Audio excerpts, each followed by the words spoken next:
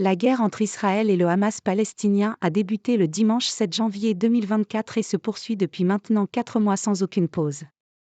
Les forces aériennes israéliennes ont effectué de nouvelles frappes meurtrières à Gaza, tandis que le secrétaire d'État Anthony Blinken tente d'éviter une escalade régionale. Israël a juré de détruire le Hamas après son attaque sans précédent sur son territoire le 7 octobre, fatale à environ 1140 personnes, essentiellement des civils, selon un décompte de l'AFP à partir du bilan israélien.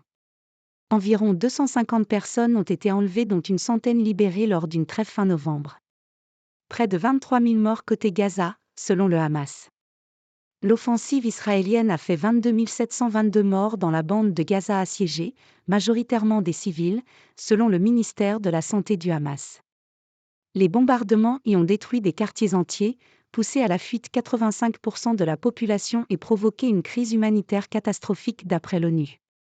Tôt dimanche, des témoins ont fait état de frappes aériennes israéliennes à Khan Younes, principale ville du sud de Gaza et nouvel épicentre des combats entre les soldats et le Hamas, l'agence officielle palestinienne Wafa dénombrant de nombreux morts et blessés.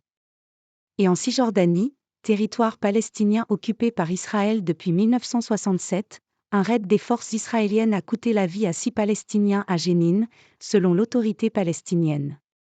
Un officier israélien a été tué dans l'explosion d'un engin, a dit la police. Structure militaire du Hamas, démantelée, dans le nord.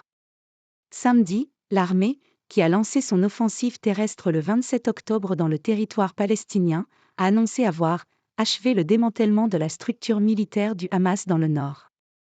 Nous nous focalisons désormais dans le centre et le sud. Mais des éléments du Hamas opèrent toujours dans le nord sans structure et sans commandant. Daniel Hagari, porte-parole de l'armée israélienne.